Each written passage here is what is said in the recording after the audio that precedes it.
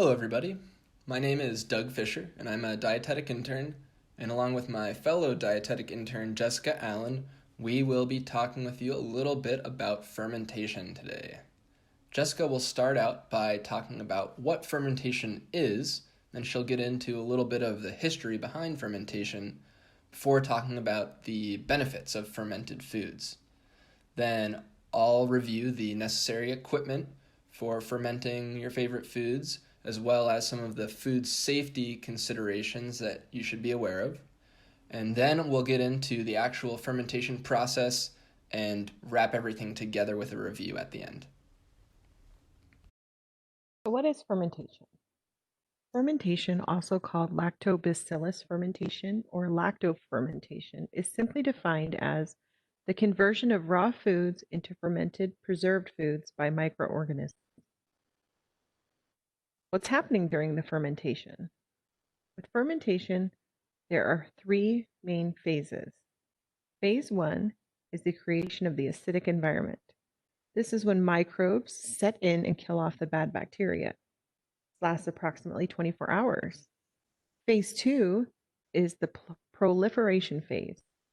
During this phase, lactobacillus multiply and begin converting sugars into acids. This lasts approximately 2 to 3 days. Phase 3 is the aging process.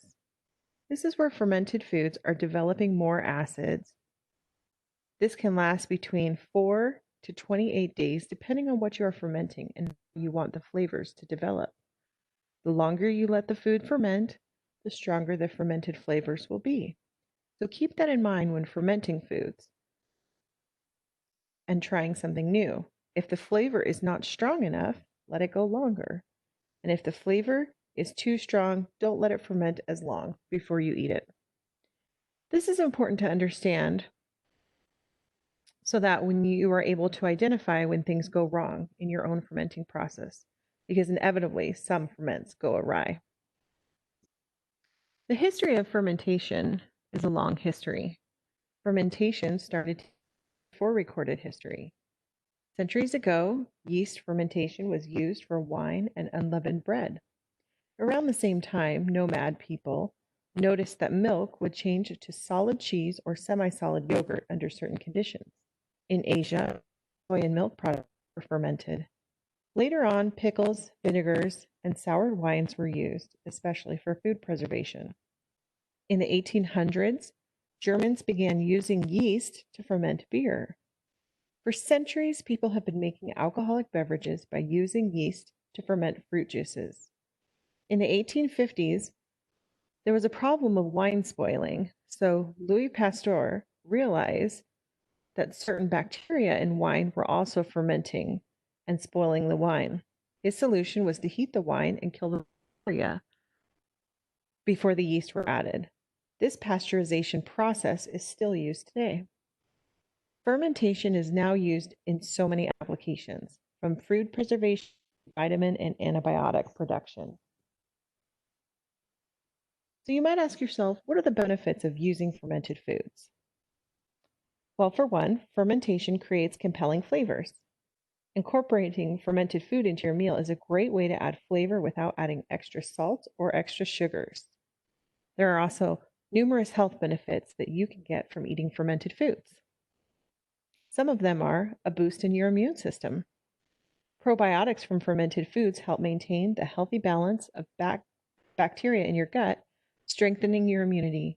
This means less chances of catching the common cold or flu. If you've already caught a cold, good news. Fermented food can actually help you recover quicker. Another health benefit is reducing irritable digestive system. If you suffer from recurring digestive issues, introducing fermented food into your diet can help relieve these symptoms. Probiotics, found in fermented foods, have been proven to decrease bloating, gas, diarrhea, and constipation. Fermenting makes regular foods easier to digest. If you suffer from an intolerance of certain food groups, fermentation can reduce the irritation that food causes. The process of fermentation breaks down the nutrients into simple, more digestible nutrients. For example, the proteins found in soybeans are very difficult on the human intestinal tract to digest. The process of fermentation breaks these proteins down into amino acids, which are then easily digested by the body. Another great example is in cheese. People who are lactose intolerant are able to eat cheese because most of the lactose has already been broken down into simple sugars, and these simple sugars are easier for the body to absorb. Because fermentation is, in essence, a preservation method, it is a great method for us to use to also reduce food waste. We can take vegetables and that are in season and use them later. Easy fermented foods that you can add kombucha, miso, kefir, and many more. All right, everybody. So now we are going to just do a quick run through of the whole process, just a bird's eye view of what's going to be happening here. So first, you're going to want to clean all of your equipment. And this is the equipment that you're going to need. You'll need glass jars. These cost about $1 a piece. You may need a couple of these.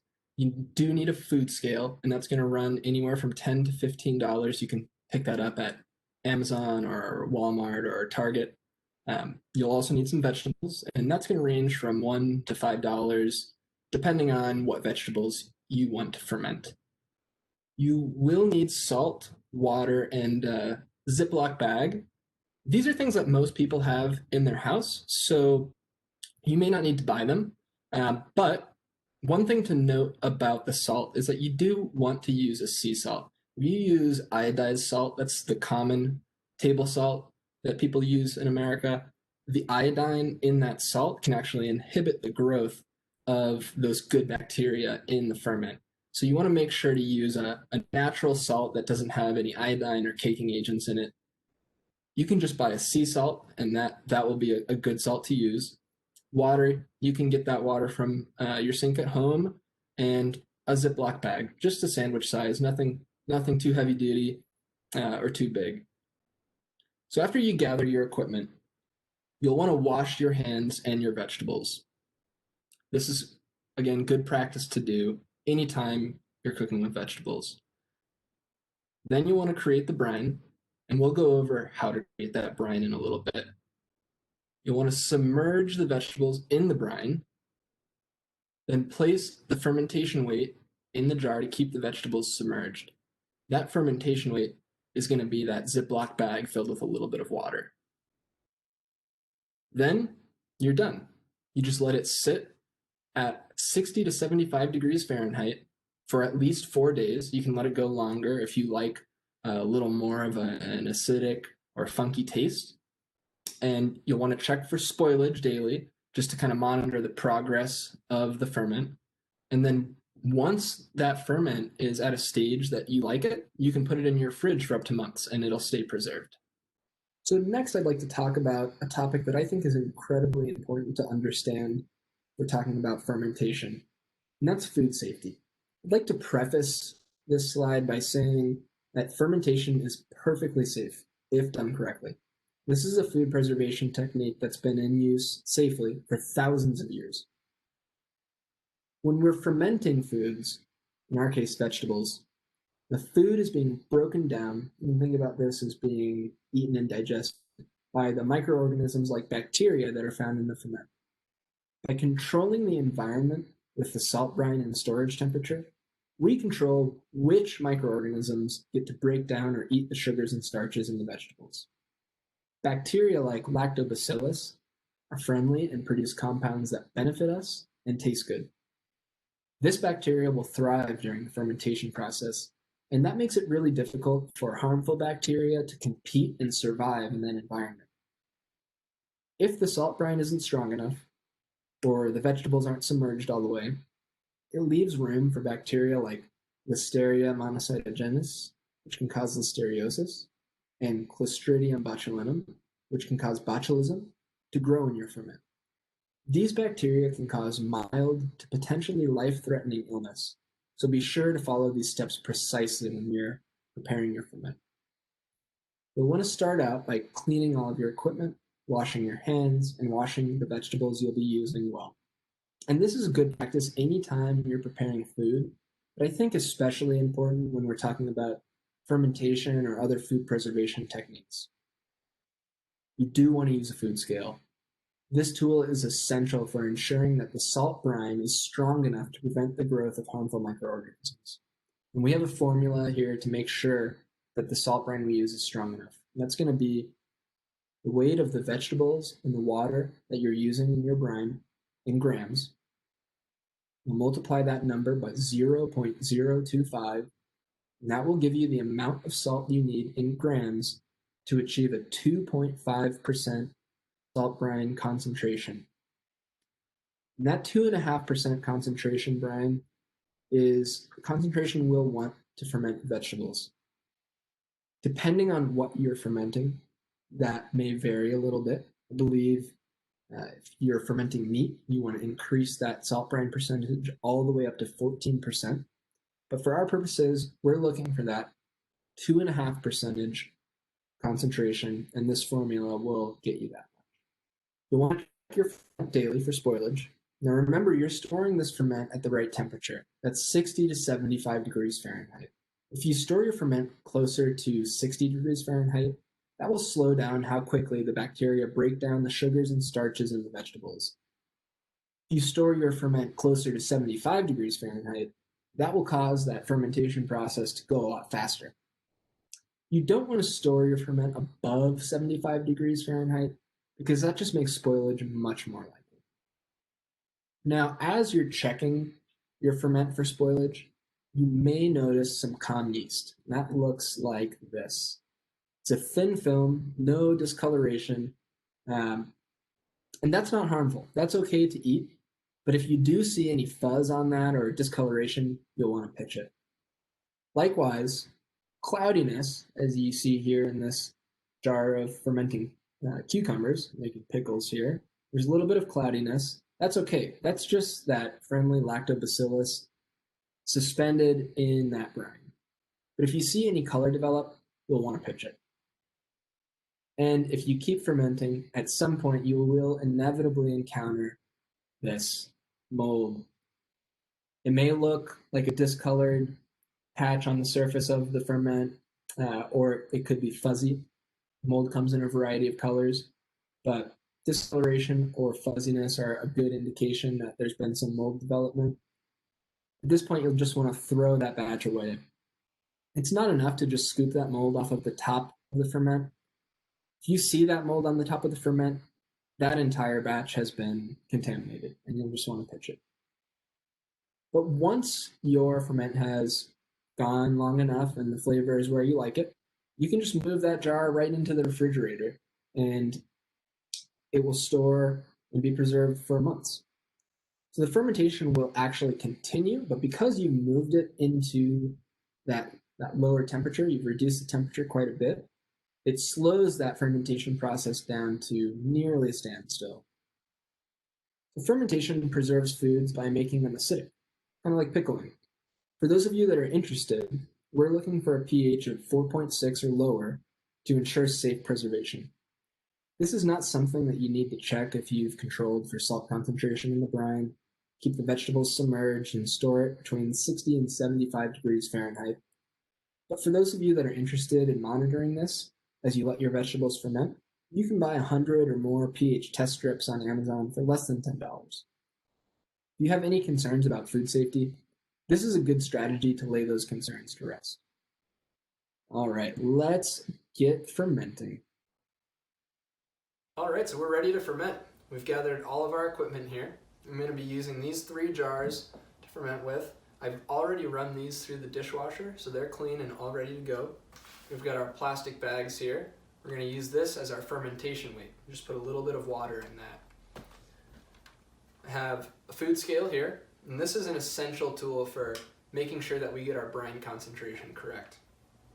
I've got my sea salt, because remember, we don't want to use iodized or kosher salt. Those can have additives that restrict the growth of those good bacteria in the ferment. And then we've got our vegetables here. Today we're going to be doing 2 different fermentations. We're going to do a combination of cherry tomatoes, white onion, and fresh oregano, as well as cauliflower, and some fresh thyme. Now, whatever vegetables you choose to ferment, that's going to affect the flavor of your fermented end product. So I like to include veggies that have bold flavors, like herbs, to get a really flavorful fermented end product. So let's get to washing these vegetables in our hands, and then we'll move on to the next step.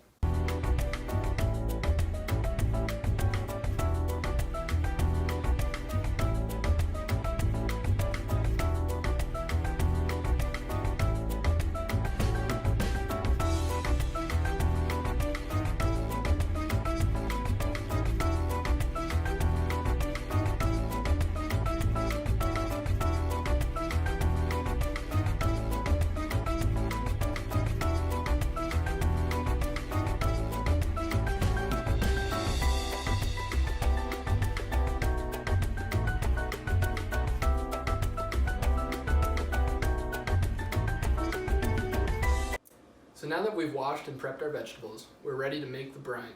So let's think back to that brine formula that we talked about a little bit earlier. So here's our formula for the brine solution. We're going to take the weight of the vegetables and the water that are going in our fermentation jar in grams and multiply that by 0.025, and that's going to give us the amount of salt we need in grams. Alright, so to make our brine solution, we're going to first turn on our scale. We're going to take our jar, empty jar, put that on the scale, and zero out our scale. Now that we have our scale zeroed, we're going to add the vegetables into this jar that we want to ferment. So I'm going to make this jar with the cherry tomatoes, the white onion, and the oregano. So I'll just put this stuff in.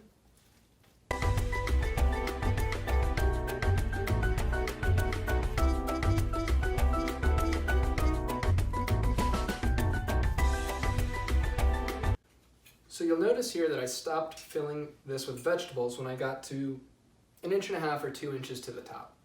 You want to remember to leave a little bit of headspace in there, because when we pour the water in there, all of these vegetables need to be submerged. And we'll also be adding that fermentation weight, that plastic bag with some water on top of that. So remember to leave some room up here when you're filling your vegetables. So the next step's to add your water, and you're going to fill this up to 1 inch or 1.5 inches below the rim of the jar. That looks good to me. You want to make sure that there's enough water in there that all those veggies are submerged. So now that I've got both my vegetables and my water in there, I'm going to look at the weight on the scale and write that number down. This scale says 804.9 grams.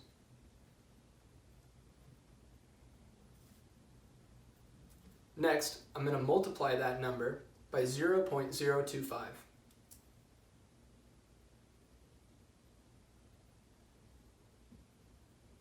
That gives me 20.1 grams of salt.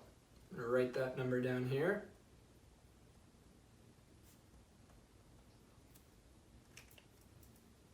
So now that we know how much salt we need, we're going to take this other jar here. Remember, our hands are clean, so we can just go ahead and make sure that none of these veggies fall out. Hold those in there. We're going to dump all this water right into this jar here.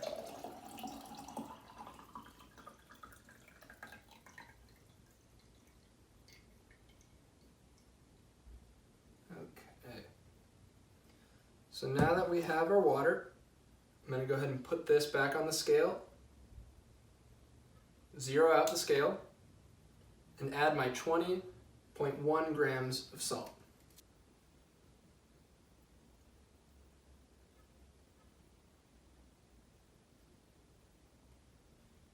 So now that we've added our salt to the water, I'm going to take this lid, just put it on the jar here,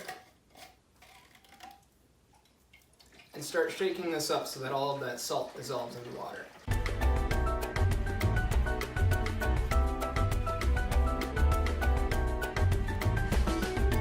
So we've got our brine, the salt is all dissolved, and we're ready to pour this back into our jar with the vegetables.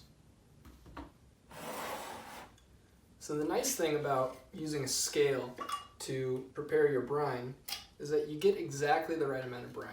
There's nothing wasted.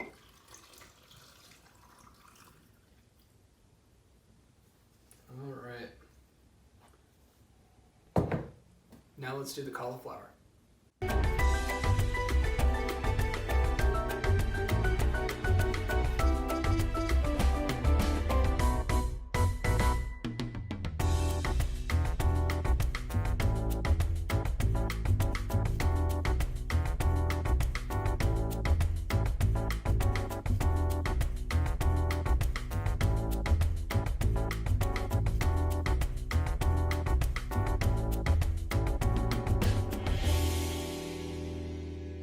So now we're ready to add our fermentation weight.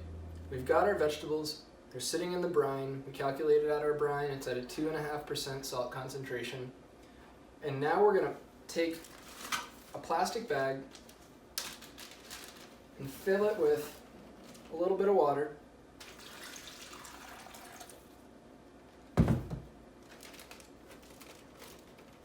So this is gonna be our fermentation weight. We're just gonna take this, plop it right down on top of the jar, and what this will do, you may get a little spillage here, but that's okay. What this will do is make sure that all of those veggies stay submerged. So now let's do the same thing to the cauliflower.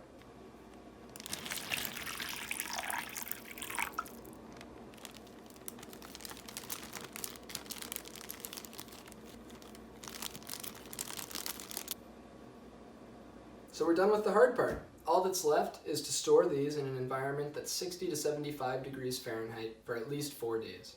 The longer you let them go, the more the flavor will develop.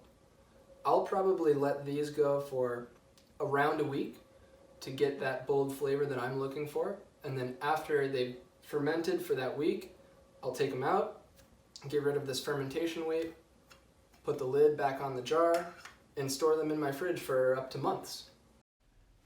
So to wrap everything all together, this process that we've been talking about is known as lactofermentation.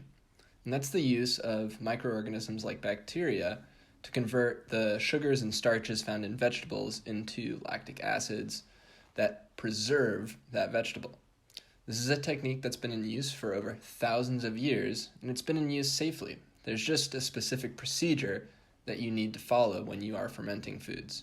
And we've included that procedure here on the right side of the screen, as well as that all-important brine formula that's going to ensure that you get that 2.5% salt concentration needed to ferment vegetables. Remember, if you're fermenting something other than vegetables, that brine concentration may be different. And remember that fermented foods are a really great way to add extra flavor to your dishes without adding extra salt or sugar. These are probiotics, so they'll help boost your immunity, they'll improve digestion, and even improve your tolerance of certain foods. And because this is a food preservation method, this will help us to reduce the amount of food waste that we produce. And if nothing else, this is a great way to keep yourself entertained while at home. I hope you all enjoyed the presentation and that you get a chance to go out and try fermenting for yourself. Thank you.